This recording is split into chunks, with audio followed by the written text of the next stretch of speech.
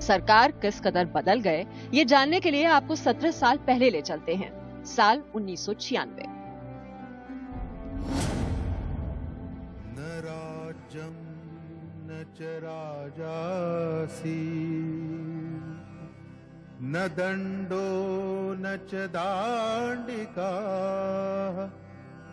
धर्मेणैव प्रजा सर्वा रक्षन्ति स्म परस्परम्। बीजेपी के लीडर नरेंद्र मोदी जनता की अदालत में हाजिर हो।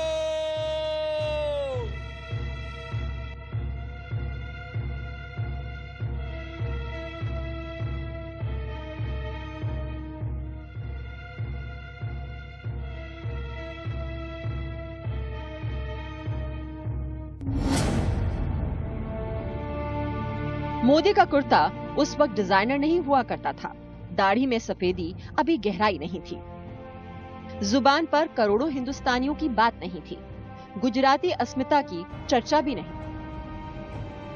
मोदी के पास हरियाणा और हिमाचल का प्रभार था। वे बीजेपी में एक नेता मात्र थे। हाँ, ये कहा जा सकता है कि नेता नंबर 1 बनने का सफर शुरू हो चुका था।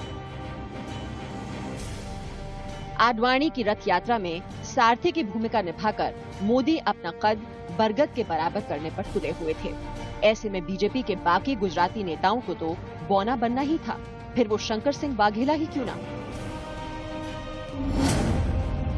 सारे देश में बीजेपी को रोको, बीजेपी को निकालो, बीजेपी को हटाओ, इसी के तहत ये वाघेलों के इंस्ट्रूमेंट बना करके कांग्रेस ने अपनी राजनीति की। कोई सरकार बना ले इसलिए दुनिया जीत जाती है, ऐसा मानने वालों से हम नहीं, हम संगठन के लोग। हम 40-40 साल तक विपक्ष में रह करके लोगों के लिए संघर्ष करने वाले लोग हैं। और वाघेला जी को भी मैं बता देना चाहता हूं और गुजरात की जनता को मैं भरोसा देना चाहता हूं कि अब हवाएं करेगी रोशनी का फैसला। अब हवाएं करेगी रोशनी का फैसला। जिस दिए में जान होगा वह दिया जल जाएगा। दिया जलता रहेगा, प्रकाश देगा।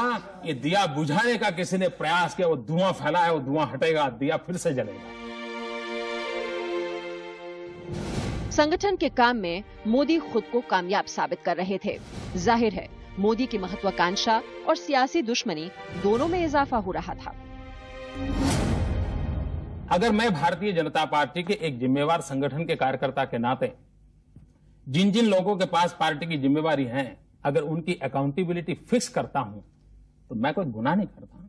अगर मैं ये कहता हूं कि भारतीय जनता पार्टी के चुने हुए विधायक और भारतीय जनता पार्टी के चुने हुए सांसद उनकी चुनाव के समय जो कुछ भी धन खर्च करते हैं, जो धन आता है उसका पाई पाई का हिसाब उन्होंने पार्टी को देना चाहिए, तो मैं कोई गुनाह नहीं करता। अगर मैं भारतीय जनता पार्टी के कार्यकर्ताओं से अपेक्षा करता हूं कि वो भारतीय जनता पार्टी के उसूलों पर चले और समाज को समर्पित रहे, और इन चीजों का अगर मैं आग्रह करता हूं तो मैं गुनहगार नहीं हूं। अगर ये चीजें गुनाह है तो मैं गुनाहों का देवता हूं। साल 1998 अटल बिहारी वाजपेयी दूसरी बार देश के प्रधानमंत्री बने। विरोधियों ने बीजेपी की ये कहते हुए खिंचाई शुरू कर दी कि सरकार बनाने के लिए पार्टी अपने खुद के एजेंडा यानी मंदिर, धारा 370 और कॉमन सिविल कोड को भूल गई। वाजपेयी मंत्रिमंडल के शपथ ग्रहण के ठीक बाद मोदी जी न्यूज के एक कार्यक्रम में आए। इस वक्त उन्हें संगठन में राष्ट्रीय महामंत्री की हैसियत मिल गई थी और ये मोदी के बोलने के अंदाज से जाहिर भी हो रहा था। भारतीय जनता पार्टी ने as a single largest party, उसकी जिम्मेवारी है कि हिंदुस्तान की जनता ने जो मैंडेट दिया है, स्थिर सरकार बनाने की कोशिश करनी चाहिए। भारतीय जनता पार्टी ने इनिशिएटिव लिया है और हमें लगता है कि हम हिंदुस्तान के आम आदमी की इच्छाओं की पूर्ति के लिए जो मिनिमम बातें हैं उसको हम पूरा कर पाएंगे। मोदी साहब, आप लोगों ने, मैं मानती हूं कि यह सरकार बनाने के लिए बहुत कुछ चीजें छोड़ दिए हैं आपके मैनिफेस्टो से। यू हैड टू, क्योंकि कॉमन जो एक्सेप्ट हो सकता था वही आपने किया। तो आपको मुझे लगता है इसको इस तरीके से कहना चाहिए कि सबके साथ मिलकर के चलने के लिए भारतीय जनता पार्टी ने अपने मैनिफेस्टो में से काफी कुछ लिया है, छोड़ा नहीं है। काफी कुछ छोड़ा भी है। और पराजय के बाद ऐसा होता ही है। नहीं, पराजय की बात नहीं है। आपको तो हमसे तो बीजेपी को 8 सीट 10 सीट ज्यादा आए हैं। आपके जी नहीं, आप जरा फिगर फिर से देख लीजिए। आप देख लीजिए कितने आए हैं आपको, आपके पार्टी के कितने आए हैं सीट? देखिए हम 178 पहुंचे हैं। अच्छा, हमारे तो 148 है। हाँ, तो फर्क है, ये मैं बोल रही हूँ। इतना मैनिफेस्टो का नहीं कि आपके कहीं 350 आए हैं और हमारे कहीं 150 आए, ये बात नहीं है। नहीं, काफी फर्क है। 20-30 सीट की आप तो सोनिया जी को लेकर के पूरे हिंदुस्तान पर साम्राज्य बधाने के लिए सोच रहे थे। आपके एजेंडा में सोनिया जी कभी नंबर 1 होती हैं। मैंने पहले भी कहा था कि Vajpayee ji is going to have sleepless nights with 3 women in politics, Jayalalithaa, Mamata Banerjee and Sonia. तो आप अपने आप को नहीं जोड़ रही है? ये तीनों आप अपने आप को नहीं जोड़ पा रही हो? अरे जोड़ दीजिए। हम नहीं जोड़े। राजनीति बेचारे कांसीराम बोलते हैं कि हम स्टेबिलिटी नहीं चाहते हैं। आप लोग बोलते नहीं, लेकिन आप चाहते वही हो। अच्छा, ठीक है। कांग्रेस का एक ही रुख रहा है कि मैं मरूं पर तुम्हें विधवा करूं। बात यह है, देख लीजिए, हम आपसे एक कहना चाहते हैं कि आप जो भी बात करते हैं वो कांग्रेस की को सामने रख के बात करते हैं। पूरी यार्डस्टिक अब मेरे सामने यूएफ वाले बैठते हैं तो मैं यूएफ की बात करता। पूरी यार्डस्टिक है कि कांग्रेस की, कांग्रेस ने ऐसे करा, कांग्रेस ने ऐसा करना चाहिए, कांग्रेस ने ऐसा करना चाहिए। आपको आज का सिचुएशन छोड़ के अगर हमने तो पीछे एक जाना है दिन तो हम खत्म भी किया है जाएंगे। और आप हमारा हिसाब मांग रही हो। नहीं, हिसाब नहीं मांग रहे। पंचायतों का हिसाब देना पड़ेगा। देखिए, अरे नाराज होने से काम चलता है। हिसाब किसे नहीं इसकी मांगा? जनता हिसाब मांगेगी। आम चुनाव में वाजपेयी की जीत हुई, लेकिन 1998 के विधानसभा चुनावों में पार्टी हार गई। दिल्ली, राजस्थान, मध्य प्रदेश, हर जगह फजीहत। दिल्ली की राजनीति में मोदी नए थे, लेकिन एहसास था कि दिल्ली की राजनीति है सो अंदाज तेजी से बदल रहा था। साल 1998 जी न्यूज का एक कार्यक्रम और शायद पहली बार मोदी के निशाने पर सीधे सोनिया गांधी।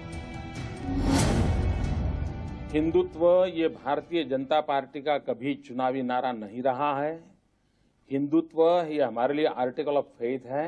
ये चुनावी खेल खेलने के लिए एक ताश का पत्ता नहीं है।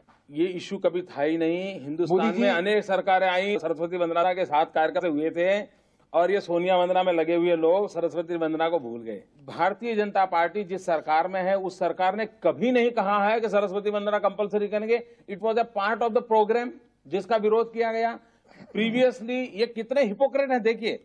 जिस समय गुजराल साहब की सरकार थी उस समय भी यही हुआ था, लेकिन उस समय नहीं उछला क्योंकि वो उनको तो अधिकार है बिन सांप्रदायिकता का। मोदी की शख्सियत में तेजी से बदलाव आ रहा था। वो मीडिया के सामने कांग्रेस के बड़े सूरमाओं पर पीस पड़ रहे थे।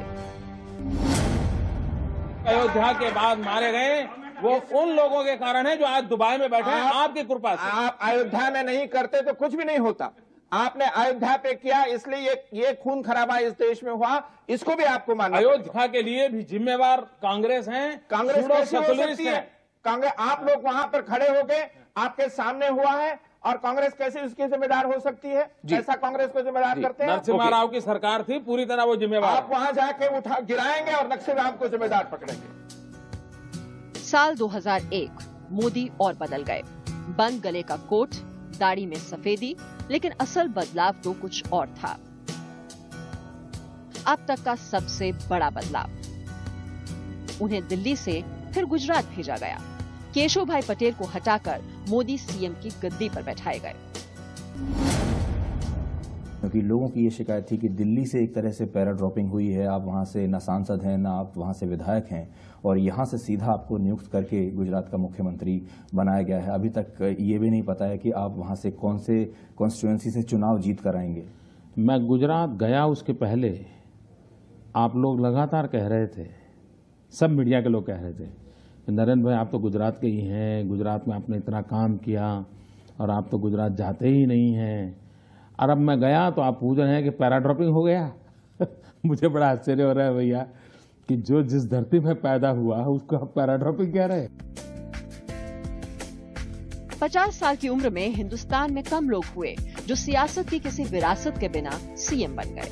मोदी के ही लोग कहने लगे मोदी बदल रहे हैं, उनके अंदर अहंकार आ रहा है।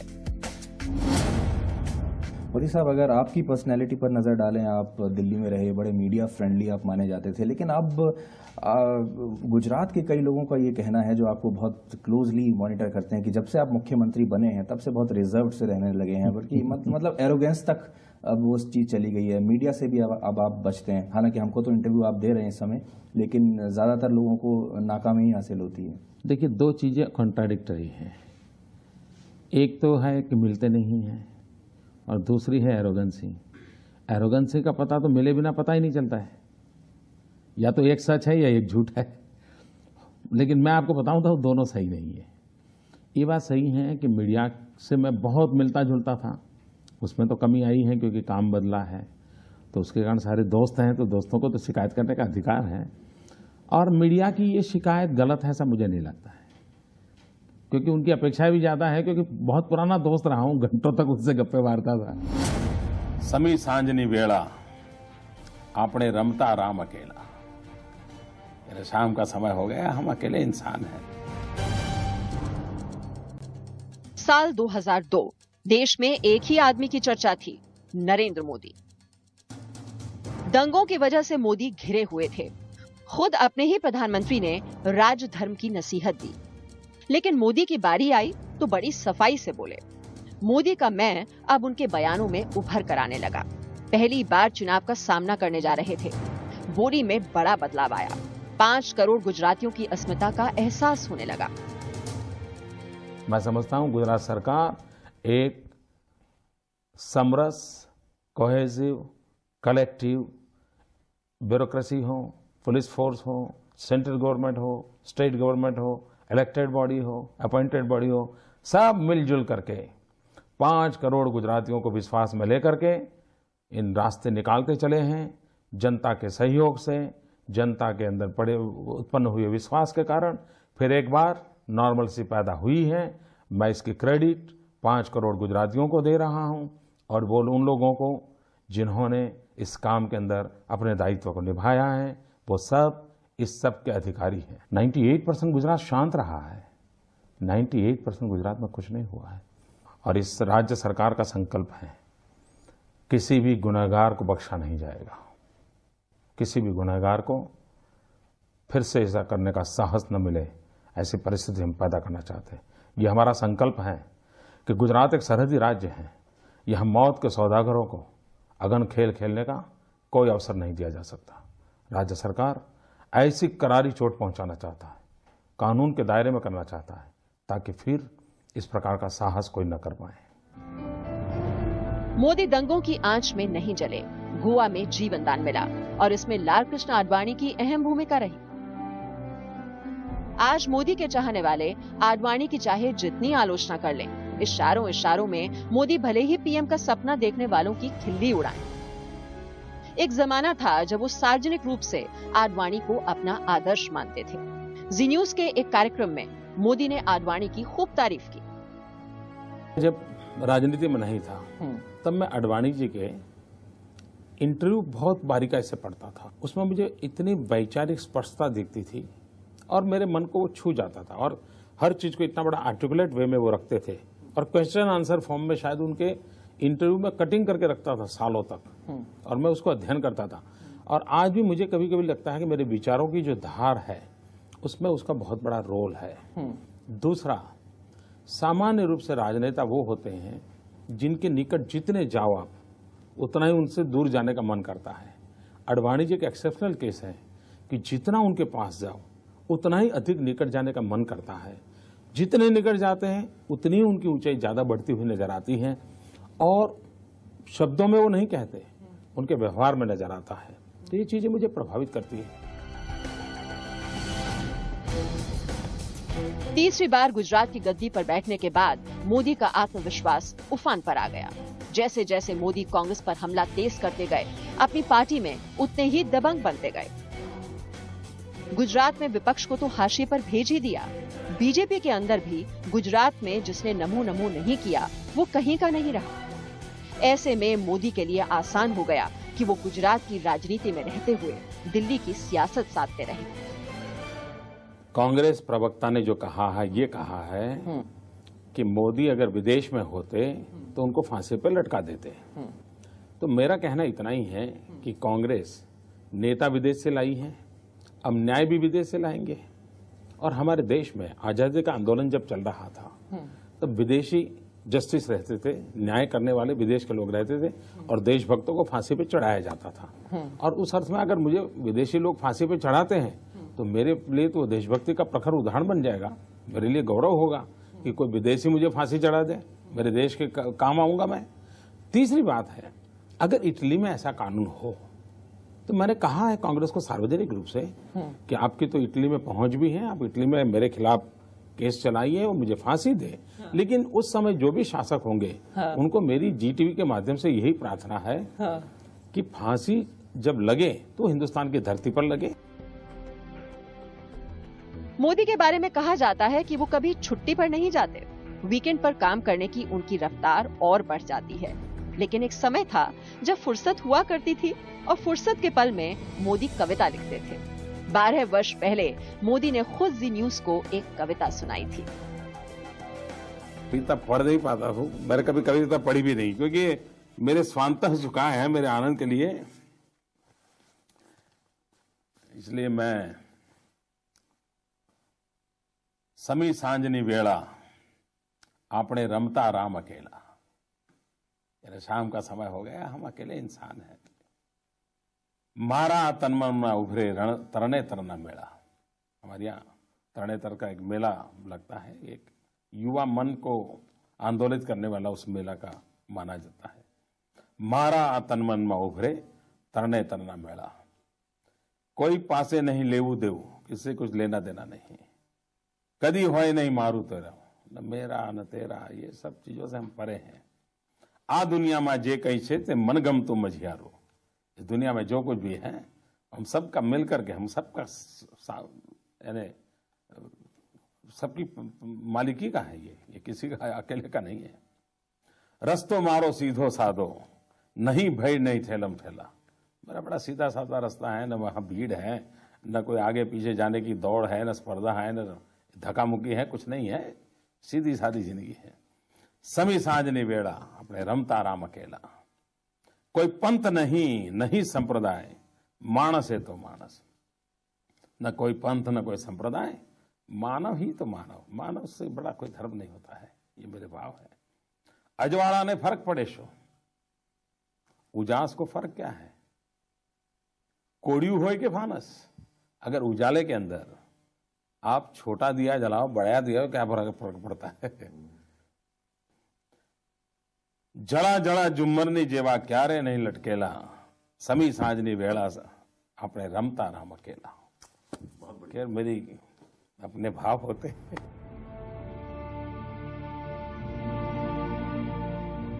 मोदी ने खुद को 12 साल पहले रमता राम कहा था। रमता राम यानी वो आदमी जो अपनी धुन में रम चुका है, जिसका रास्ता सीधा है, जिसकी राह में भीड़ चाहकर भी कोई दखल नहीं दे सकती। लेकिन 12 साल में रमता राम को बहुत बदलना पड़ा। ये मोदी से बेहतर कोई बता भी नहीं पाएगा। क्या मोदी कोई बदली हुई कविता लिखने को तैयार है?